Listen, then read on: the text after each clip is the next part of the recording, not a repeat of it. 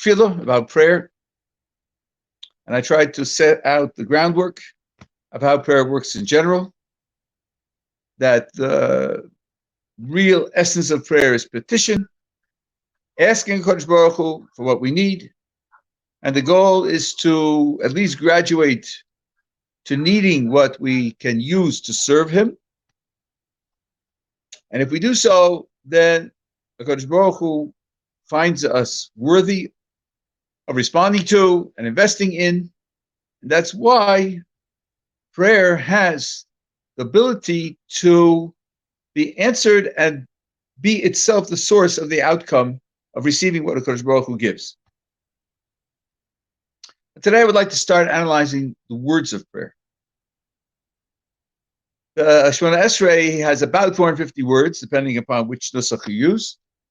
And that basic text, the basic subjects, the basic order, has served Klal Yisrael for thousands of years in every different kind of condition, with the Beis HaMikdash and without, with the king, without, with the rulership of a country and all in exile. The words are extremely rich. Most of the phrases of the Shemona Esrei come from the Tanakh. They come from the prophets or from the Chumash itself, so that it isn't as if the rabbis made up these phrases. They culled them from the words that the Kodesh Baruch Hu himself dictated, and then used them in tefillah. What I'm going to share with you are the fragments that I have picked up based on my particular interests, but would never dream of saying this is what it means. This is one combination of fragments that is meaningful to me, given my particular individual foci. There's a gigantic literature explaining the meaning of the prayers, and I recommend to all of you to invest some time in enriching your own tefillah by learning some of those svarim, even in English. Read them in English. And by the way, I do want to make a recommendation for those of you who are not yet fluent in Hebrew. And people ask, shall I daven in Hebrew or in English? And they are taught the halacha. The halacha is that even if you don't understand a single word, if you say the Hebrew words, you have fulfilled the mitzvah of prayer. That's true. Of course, it's hard to sustain 3 times a day reciting the sounds of words that you don't understand. Furthermore, tefillah is described as avodah shebalev, the service of the heart. And other than thinking, because Rabbi wants me to do this, and I'm doing it to serve him, the whole content of relating the heart to Kodesh Baruch Hu through the subjects of tefillah is lost to someone who does it only in Hebrew, in Hebrew who doesn't understand it. On the other hand, if you do it only in English, then you're missing out on the real meanings of the words, and mystically the words unlock the locks of shefa, of divine energy that should come into the world, and a person missing out on that. I think for almost everyone, it's not an either or choice. There is a process that you can use to, within a few months, be saying the whole of the Shemona Esrei, saying it in Hebrew and understanding it. And here's what I recommend. It's not the only way to do it, but there's one way to do it. You take a siddur which has Hebrew on one side, English on the other side. Take the first line in Hebrew and copy or paraphrase the English side in pencil over the Hebrew side. So when you say the Hebrew words, right above each Hebrew word, you can see what it means. Do that for one line, just one line. And have it that way for a couple of days. Then go to the next line. Add the next line. Then add the third line. By the time you've done that, let's say for a week, then erase. I said pencil. Erase the pencil marks over the first line. I think you'll find that you remember them, especially since a lot of the words repeat. If you do that progressively, in a few months, you'll be saying it all in Hebrew and you'll be understanding it. And I think that everyone can strive to do that so that you don't have to make a choice between doing it in Hebrew or doing it in English. Okay, let's start with the words. The first word, a very ubiquitous word, is Baruch. What does Baruch mean? Well, in the literature, there are at least 4 different meanings for Baruch, and I'm not going to go through all of them. I'm going to pick out 2 and show you how they relate to one another and how the 2 together create a certain picture of our relationship to HaKadosh Baruch Hu, which I think is worthy of meditating on when you start to say any blessing. First of all, according to the superficial grammar of the word Baruch, it's a passive. It takes a verb and describes what happens when someone else does it to you. The root means to bless, so the word Baruch means a recipient of blessing. Someone to whom blessing has been given. If I say Baruch Atah, I'm saying to HaKadosh Baruch Hu, you are a recipient of blessing. Now that's not an easy idea. Recipient of blessing? What is blessing? Blessing is something that's really good. This even works in English. In English, we have a wonderful phrase, a blessing in disguise. A blessing in disguise means when it happened, I wasn't very happy. When it happened, I was upset. I realized over time that even though I was upset, it was really a blessing, only it was in disguise. Because it was really good, I just didn't see it. So when we say Baruch Atah, according to this understanding, we are saying, you, the creator of the world, receive something good. From whom? How? How could he receive something good? Doesn't he already have everything good? Better, isn't he in existence, everything good? We'll explain that. But let's get the other half of the word, the other half of the explanation of the word. The other half is to take Baruch in the opposite way as active. The Rashba and the Ein Yaakov says this, that where he's the source of blessing. He's the one who gives out blessing. And as some of the Mefarshim say, it's like Rachum and Chanun. Rachum means the merciful one, meaning he gives out mercy. Now, the aficionados will say, hey, Rabbi, Baruch has a kamatz under the base. Rachum has a pasach under the reish. Why associated them? Some of the Mefarshim actually say that the pasach is artificial. It's because it's coming for a ches, and it really could be a kamatz, and that it has the character of Rachum, which would mean now that the word means the source of blessing. Well, if one meaning is receives blessing and the other meaning is source of blessing, are they consistent? They're certainly not the same idea. 'Tis possible intuitively for one thing to both receive blessing and give out blessing. Think of yourself. You receive blessings from those above you, those who have an effect on you, certainly from the creator of the world, and you give out blessings to those who depend upon you, those whom you care about. But now, this is what we're going to be saying about HaKadosh Baruch Hu, about the creator of the world. He receives blessing and gives out blessing. Now, according to the official description of how HaKadosh Baruch Hu relates to the world, both are true. Let me show you how. HaKadosh Baruch Hu created the world for a purpose. And he invited human beings to be his associates, his partners, in bringing to the world to its perfection, where the purpose that he set for it is going to be achieved. So Kodesh Baruch Hu says, I have a project. I want your participation in my project. That means when I participate in his project, I'm doing something that, so to speak, is good for him. The projection he gives us of his relationship to the world by saying, I created it for a purpose, and I'm inviting you to participate in achieving that purpose.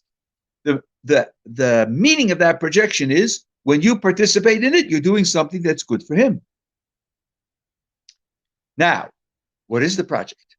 What is it that he's trying to accomplish by creating the world? And that is to do good to us. His project is to give good to human beings. How does the existence of this world help? It helps because of something called Na'amad Ksufa, the bread of shame. When you give something to someone who doesn't deserve it, hasn't earned it, it's a gift, there's a certain embarrassment with which that is experienced. Imagine that you're carrying a package that weighs 20 pounds and you're standing at a red light, waiting for the light to change, and you put it on the ground. Someone sees you and comes over and says, I see you're carrying a package. Would you like help with the package? Okay, it's 20 pounds. If you're a normal, healthy person, what you'll say is, no, thank you. No, thank you, because I don't need help. So what? It'll be easier to carry if you have help. Yeah, but I don't take help when I don't need it. Why not? Because I provide for myself. Because there's a certain dignity in providing for myself and not relying on others. If it weighed 80 pounds and I was struggling, yes, I would take help. But not when it's 20 pounds. Because Baruch Hu says, I want to give it to you, but I don't want you to be embarrassed by it. I want you to feel that you earned it. I want you to feel that you have a right to it. So I give you a prelude in this world to work so as to earn it. And when I give it to you in Olam Haba, in the world to come, you'll feel that you deserved it and that you earned it. There are certain questions about this idea. We'll talk about them another time in Yirtzeh Hashem. But this is a fundamental idea. It's based on a Yerushalmi. Man de ochad alav delay. Boys, it's the kuli bapeh. Someone who eats that which is not his own, someone who eats the fruit of charity, is embarrassed to look the giver in the face because he knows he didn't make it for himself. Okay, so what does the Kodesh Baruch Hu want to do? He wants to give us what's really good for us. We had a word for that. What's the word for something that's really good for the recipient? That word was bracha, right? Blessing. So he wants to give us blessing. Now, what do? We qualify ourselves to receive the blessing in the way that he wants to give it. We work to earn it so that when he gives it to us, he gives us a perfect blessing, a perfect good with no embarrassment, no undermining of our self-esteem.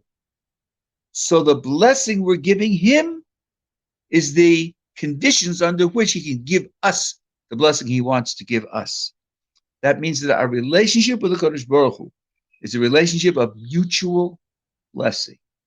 Each one is blessing the other. And that, I think, is a core idea of Baruch. And it's worthy of meditating. When you're saying a blessing to Kodesh Baruch Hu, for whatever kind of blessing it is, you say Baruch. You say, listen, you made the world. You made it in order to give me blessing. You want it to be perfect, and therefore you invited me to qualify for it on the highest possible level. And that's a blessing I'm giving you, enabling you to succeed in the purpose for the world. This is a relationship that we have, a relationship of mutual blessing. That's the first word in the Shemona Esrei. As we said, it's a word that repeats over and over again, something good to keep in mind.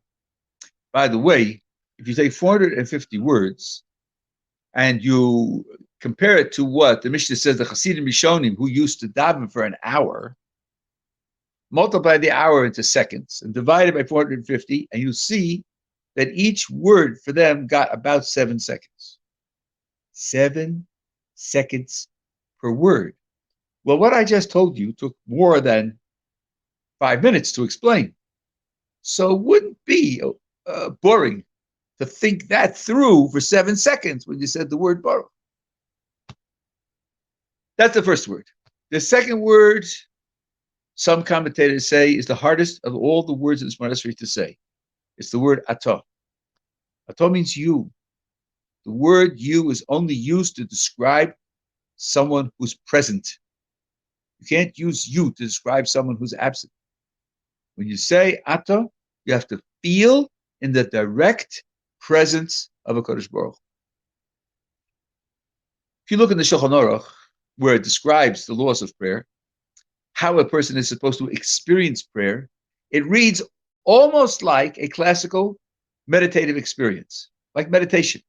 You lose consciousness of where you are, of what clothes you're wearing, of what sitter you're holding. You lose consciousness, and you're absorbed into standing before the creator of the world and communing and expressing yourself to the creator of the world. This atah, by the way, in the Briskers analyze the concept of prayer. There are all sorts of things to have in mind when you're davening. And all of them are important, and all of them contribute to the richness of prayer. If you miss them, your prayer wasn't as rich, wasn't as profound as it could have been, maybe should have been. But if you lose track of the fact that you're standing before HaKadosh Baruch Hu, it's not prayer. That's the essence. If that's lost, there's nothing left. All the rest is fluff compared to this root concept. So the word Ata is extremely important. One should also pause, hesitate, and meditate on where you are, who you're talking to, what it means. That's the second word. The third word is HaKadosh Baruch Hu's name, a Yud and a Hey and a Vav and a Hey. There's literally an infinity of meaning in that word. I'm going to tell you two tiny snippets, which are fundamental, and I'm going to leave it because there's no way to do any justice to that word.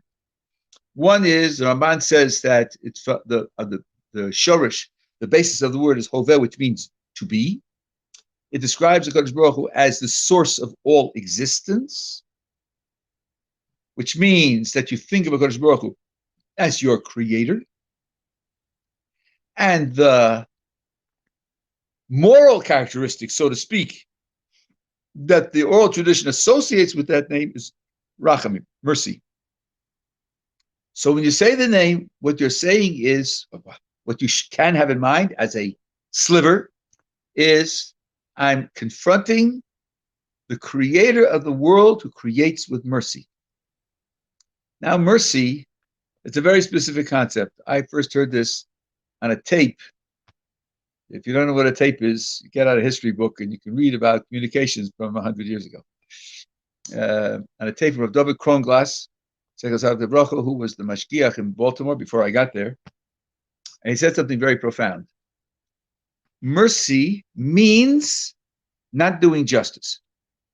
Mercy is always a reactive gesture. Justice says, with strictness, do this. And mercy says, no, don't do this. And therefore, he said, mercy has two built-in limitations.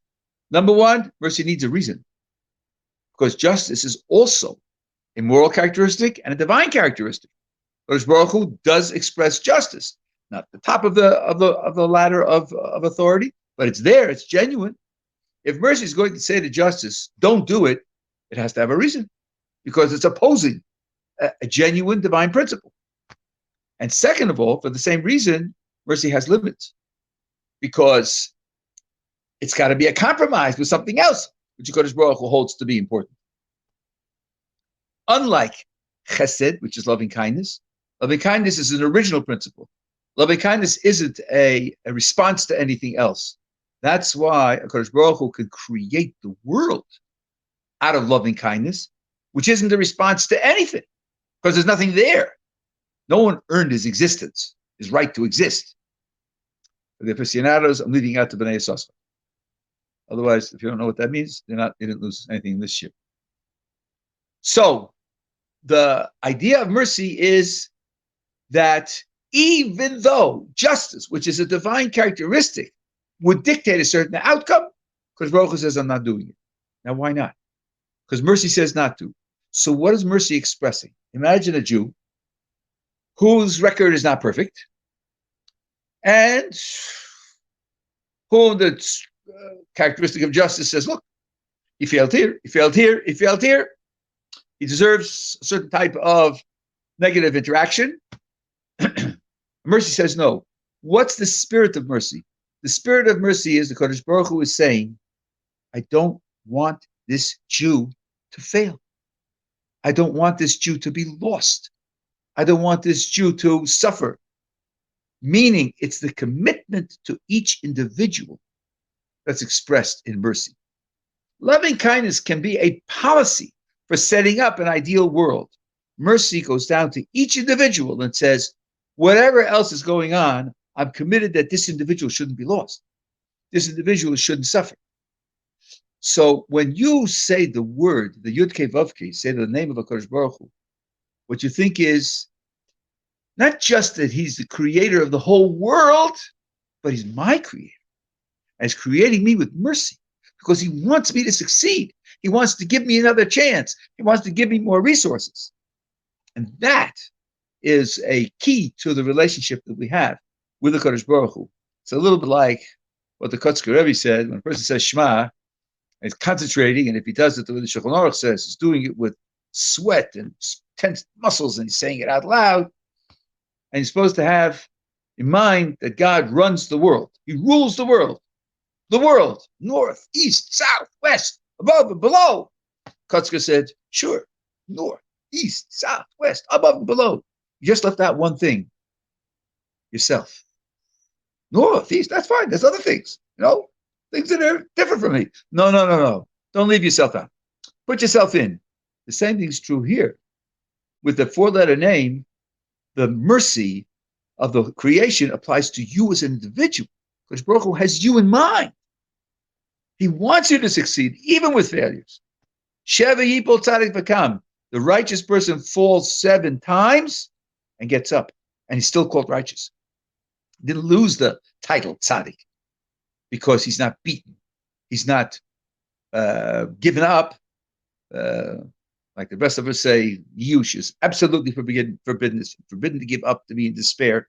There's always hope, because the Kodesh Baruch Hu always is waiting for the person to get back up. This is the idea of the Yud Kei Vav Kei. So you start Baruch, that we have a relationship of mutual blessing. Ata, that I'm in your presence, and you are the one who creates me out of mercy. That's the first 3 words of the Shemona Esrei.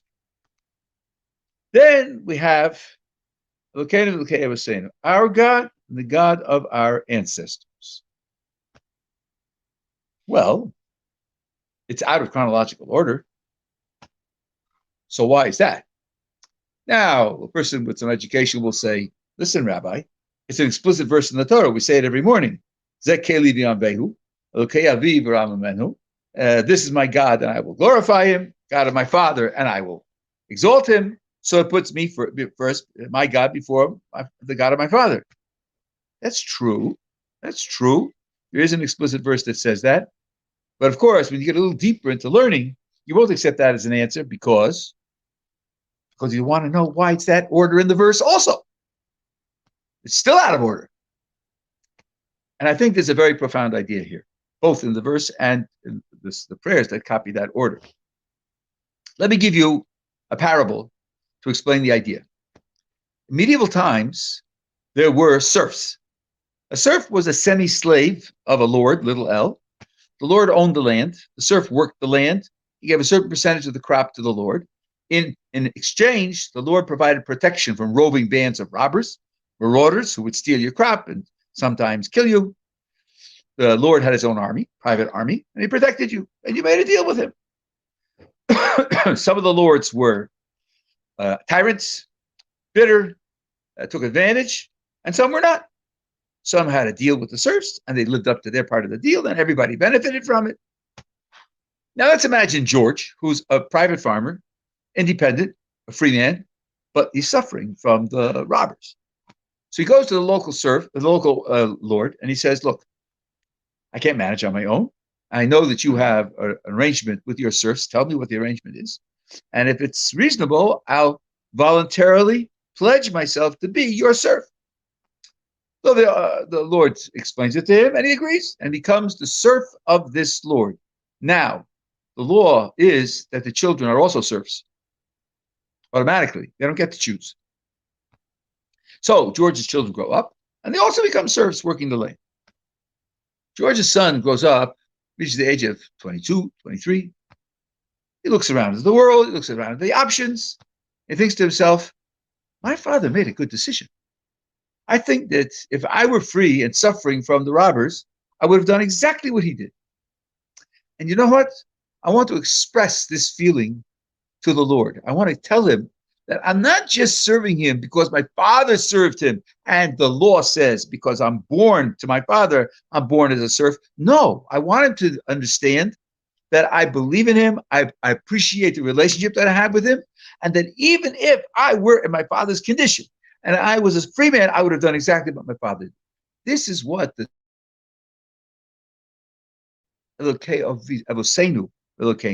it is the God of our fathers and our God, because then It could be interpreted, I am what I am because of my father. My father made a pledge of allegiance, and I'm living out his pledge of allegiance. I inherited it. No, don't say that. Don't say that and don't think that. Think of yourself as making your own pledge, your own connection, receiving the Kodesh Baruch Hu's kingship on your own.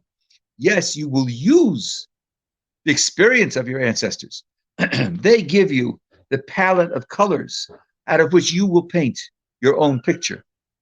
But you paint your own picture. Paint it for yourself, representing your own commitment and your own judgment. That's one way to explain why we say Elokeinu first, our God first, and then afterwards, Elokei Avosenu, the God of our fathers. Then comes another phrase, which you have to be very careful to distinguish from this phrase and see that it expresses a separate idea. And that is Elokei Abraham, Elokei Yitzchak, Elokei Yaakov, the God of Abraham, the God of Isaac, and the God of Jacob. Now, the first thing we should ask on the surface, why does it say God of Abraham, God of Isaac, God of Jacob? Why does it repeat that? So you'll tell me because it's written that way in the Torah. And it is written that way in the Torah. But that doesn't answer the question. Because there's another verse in the same Torah which says, okay, Abraham, Yisuf, Yaakov, the God of Abraham, Isaac, and Jacob, without repeating Elokei. So why did the authors of the prayer choose the verse that repeats God of and not choose the verse which doesn't repeat it? More efficient, says this more quickly, God of Abraham, Isaac, and Jacob. And I think that the message here is also a very profound message and different from the message before. The message here is that Abraham, Yitzchak, and Yaakov, the three patriarchs, each one of them had different lives. And they stood for different principles. There's a different essence of their personalities, different essence of their way relating to Kodesh Baruch Hu, relating to other people. And each one had his own relationship with the Kodesh Baruch Hu based on the uniqueness of his essence.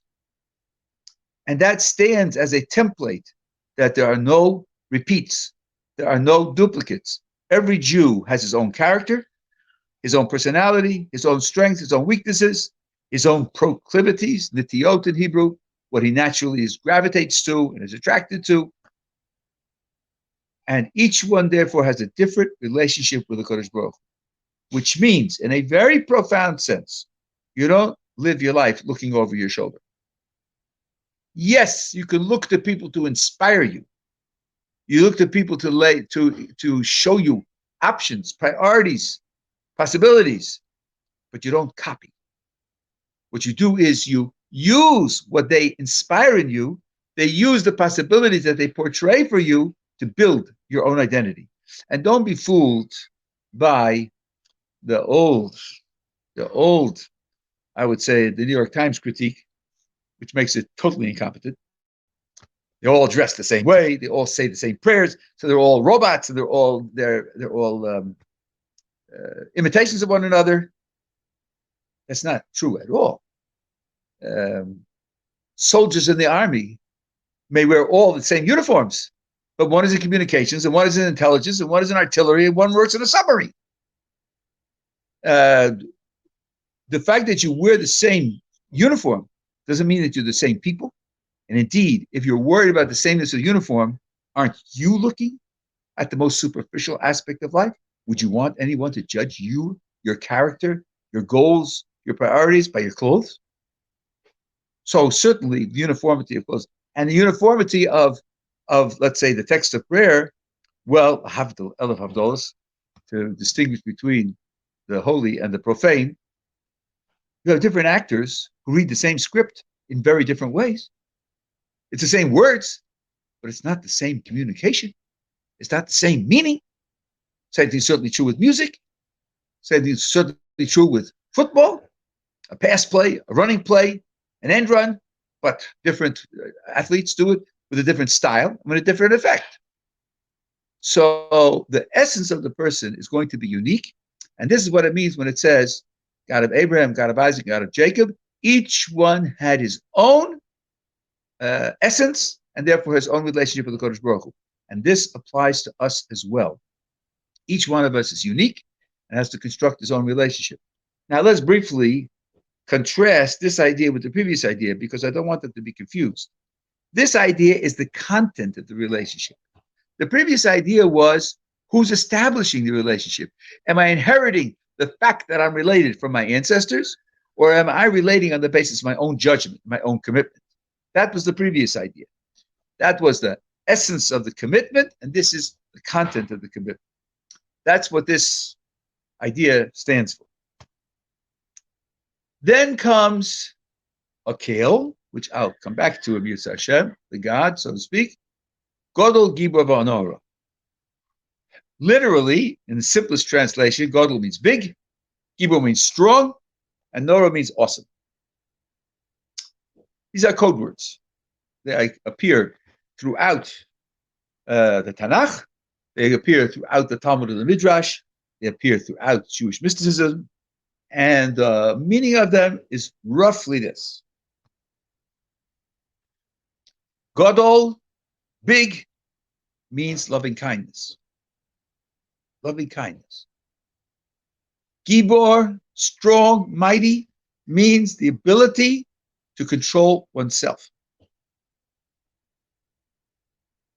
Awesome means some kind of combination of the first two, so they work in some kind of harmony where they project the reality simultaneously. Now, each of these needs thought. Godel. I told you that strictly speaking, it means big. It can be translated as great. In English, great and big also are used sometimes interchangeably.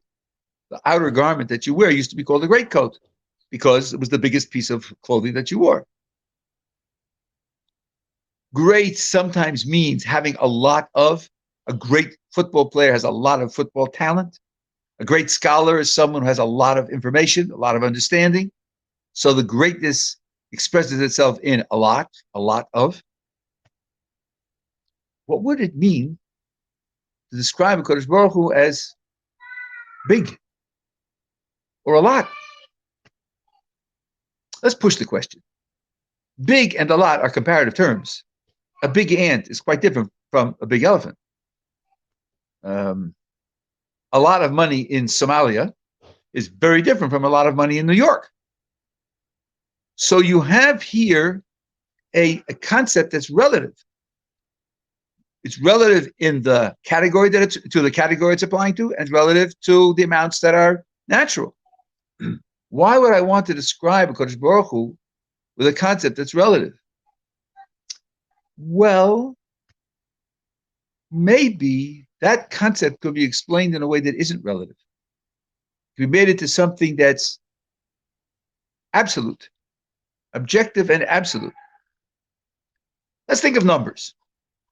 17, 146, 14,793,552. Every number has a place in the number line, and there are always bigger numbers. Now let's imagine a process that adds 1 a day. So it starts out with 1, 3 weeks later it's up to 21, and keeps on adding. Keeps on adding. Now let's imagine that time never stops. So this process is going to keep on adding. Set any limit you like, no matter how large, eventually this process is going to outstrip that limit. That limit has a certain number. When it gets to that number day and goes to tomorrow, it's going to be beyond that limit. This process outstrips every finite limit. That you could call absolutely big. It's absolutely big because in all comparisons, it will outgrow it.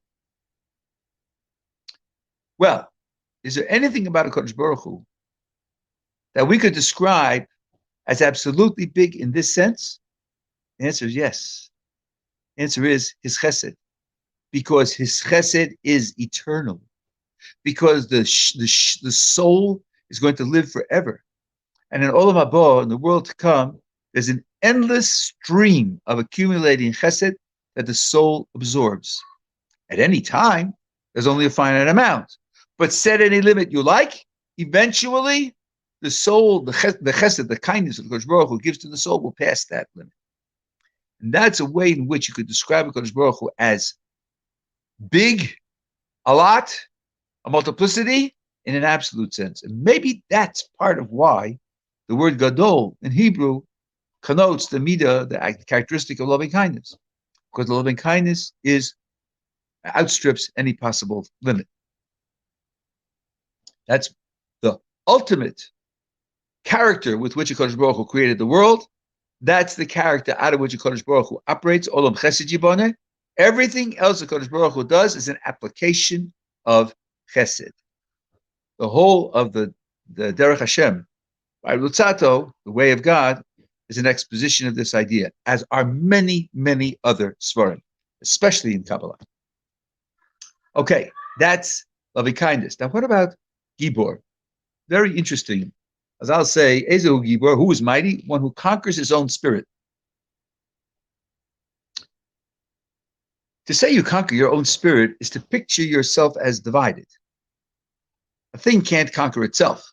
But if you have two different impulses in you, and there's a tension between them, then one could conquer the other. So Gibor pictures a person as divided, in conflict, and then one overpowering the other. Okay, that's fine for people. Can we apply that to creator of the universe? Creator of the universe, so to speak, has internal conflicts, and the conflicts are resolved one way or the other. And when part A overpowers part B, part A is called powerful. Is that an appropriate description of Kodesh Baruch Hu? The answer is yes. Yes, that is the appropriate description. The Kabbalah is based on this in spades, all across the board. And when you look at Chazal, look at the Gemara and the Midrash, which are the tips of the Kabbalah iceberg. Everything in the Kabbalah is prefigured somewhere in Chazal. It's just that Chazal spoke in riddles, or they hid the main sources and depths of their ideas, but it's all there. In Chazal, we're told that different names of HaKadosh Baruch Hu connote different qualities. And as we said before, the four-letter name, the Yud and the Hey, the Vav and Hey, connotes mercy. And Elokim connotes strict justice. And the name Aleph Lamed, in many places, connotes overwhelming loving kindness. And since there are these different divine attributes, so to speak, I'm not speaking ultimately now, but there are these different attributes. Imagine a situation in which they conflict. They obviously can conflict. Take loving kindness on the one hand, and take strict justice on the other hand. Take the characteristic of holding back, withholding, not giving. So when justice says, this is what you deserve, loving kindness says, I'd like to give him 10 times as much, there's a conflict there. And one has to overpower the other. Because Baruch is called strong when one overpowers the other. And usually, it is strict justice that overpowers some aspect of loving kindness, because loving kindness has no limits. In and of itself, it has no limits. The way to hold it back is only through a contradictory characteristic, which, being divine, also has unlimited power. And now you have these two principles with each one with unlimited power in conflict with one another, and one overpowers the other. That's called mighty. That's called strength. So just as in a human being, the strength of a person is in the fact that he conquers his own spirit, so to speak, the Kodesh Baruch Hu is in the same way, has that strength. And Gibor refers to withholding loving kindness, because the recipient will not be benefited by pure, unadulterated loving kindness. Those of you who are parents know this very, very well.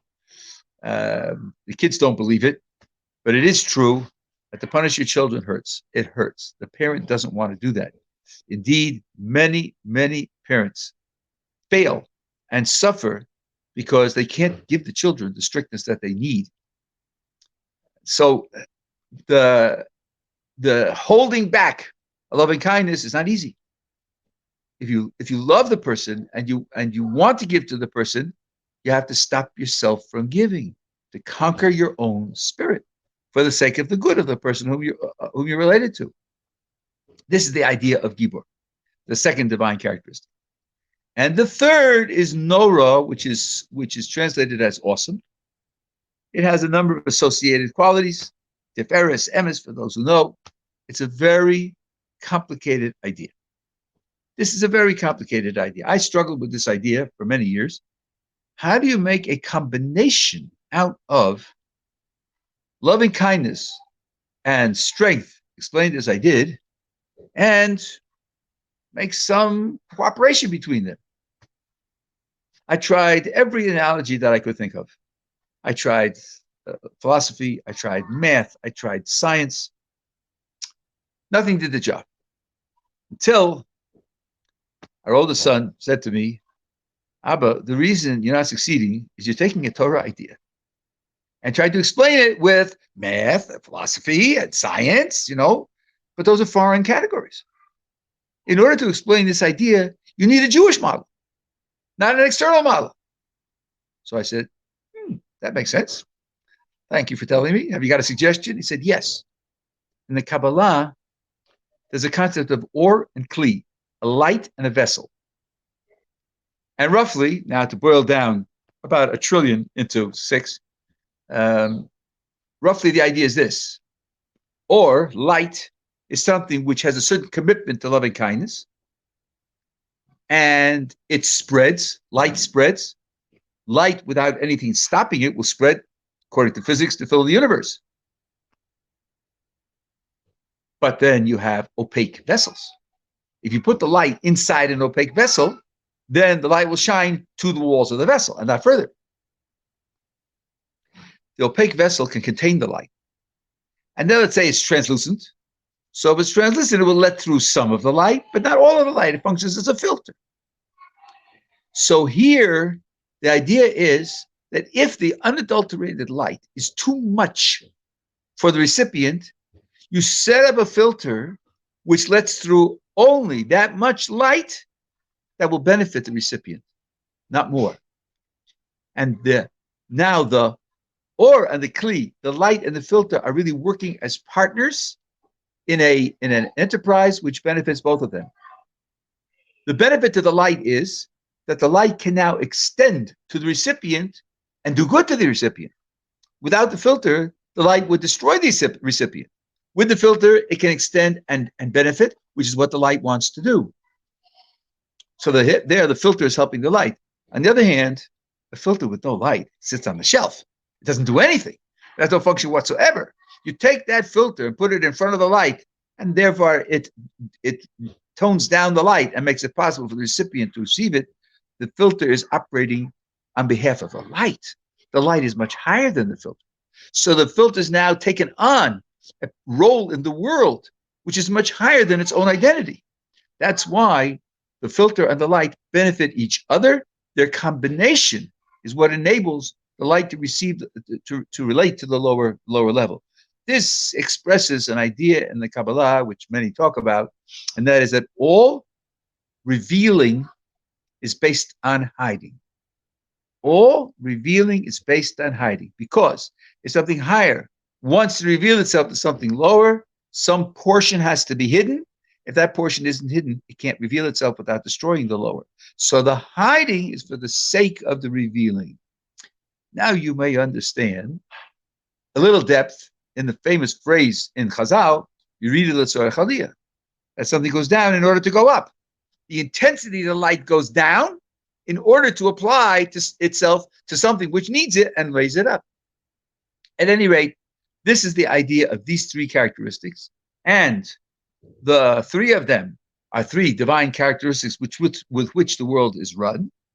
And now, for the final comment, it's not an accident that these three come right after saying that God is the God of Abraham, God of Isaac, and God of Jacob, because those are their three characteristics. Abraham represents loving kindness, Isaac represents strict justice, and Jacob represents an amalgam of the two, in the proportion that makes them operate in the best possible way. Now, I will finish this year with an application, which goes back to what I said at the beginning of this year. You start with the or and the kli, and then the combination. You start with Abraham and Isaac, and then you have Jacob. Jacob combines the two characteristics in the appropriate manner so that they function together in an ideal way. It would be natural to think at this point, well, once Jacob comes on the scene, then Jacob should be the template for every Jew, because Jacob's character has the completion, has the perfection of embodying both of these fundamental characteristics in the best possible arrangement. But it's not true, because the Sfarim say that in every generation, there are people whose root soul goes back to Abraham, and there are people whose root soul goes back to Isaac, and there's people whose root soul goes back to Jacob. Every one of the patriarchs is represented in every one of the generations. So why is that so? Why should there be anyone whose root soul goes back to Abraham when Abraham is unbound loving kindness, which sometimes could be too much and needs a boundary? Why would anyone go back to Isaac, who's simply boundary and not possessing his own light? Why shouldn't we all go back to Jacob? And the answer, I think, is a very deep answer. The answer is that what HaKadosh Baruch Hu wants is a continuation of the amalgamation of these principles. It's not that it was created and remained static. No, in every generation, there are people who represent Abraham, there are people who represent Isaac, and each of them needs the other in order to function. And there are people who represent Jacob, who combine those elements which exist in their own context, in their own environment. They take them and they function in the most perfect way. You need an environment which all three of these elements are represented, each one in its purity, so that the community as a whole can embody the greatest perfection. And this is why you find people whose emphases in life are different. There are some people who emphasize chesed, and some people who emphasize strictness and strict accountability and very strong, stringent standards for themselves. And there's some people who have a certain kind of balance. And what we have to appreciate is that none has a better orientation than the other, and that they all need each other. So when you see someone whose expression of a certain characteristic is extreme, one shouldn't criticize him. One should look at him and say, what can I learn from him? In what way can he help me fine-tune my less extreme presentation, my less extreme articulation in the world, and try to be affected and elevated for the good by that person, and not look at the person and say, because he's different, therefore he doesn't represent something genuine. These are a few of the elementary ideas that are expressed on the surface of the words of the prayer that we say every day. And Yirtzeh Hashem, God willing, on Thursday, we will continue. For now, shalom, Rabbi Yerushalayim.